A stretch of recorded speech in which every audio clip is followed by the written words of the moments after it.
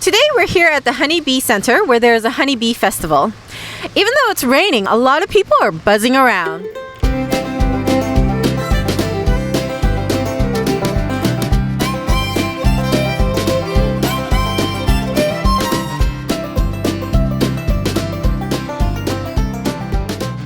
So we are celebrating our 9th annual Honeybee Festival.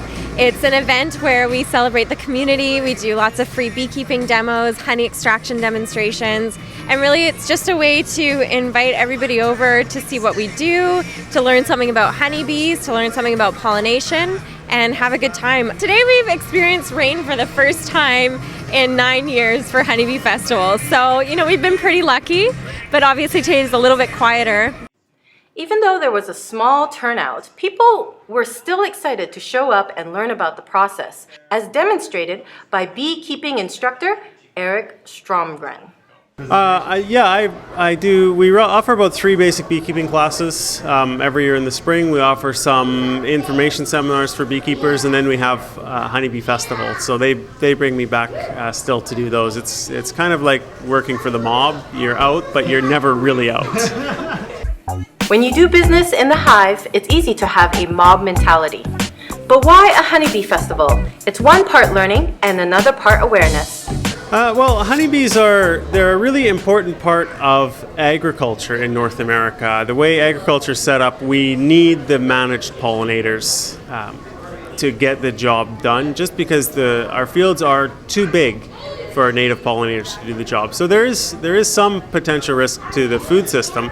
But actually, in the last few years in Canada, bees have been doing remarkably well. We had some major losses. Beekeepers have lost 30, 50, 90% of their colonies more than once in the last few years. But beekeepers are a tenacious group, and we learn from things that go wrong, and we have a long history of recovering from high losses. We now have more colonies in Canada than we've ever had.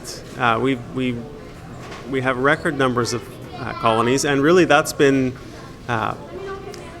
supported by good prices for pollination and record high honey prices. If beekeepers can make money at it, we'll recover from disaster. It's not to say there hasn't been problems, but we're figuring things out fairly quickly.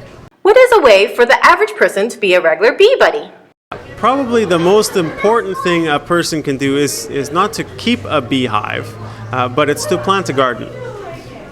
Bees, particularly in the lower mainland, go through periods where there aren't any flowers blooming. We call those dearth periods, and it's really stressful on bees because they have no food coming in. They end up malnourished. And so by planting gardens with pollinator-friendly plants and ensuring there's always something blooming, it's probably the biggest difference somebody could make.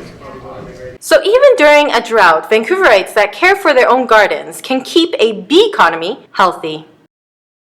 So when it comes to the public's view on honeybees, Rain or shine, the Honeybee Festival is an event fun for all ages. Deanna Chang, News Friends out.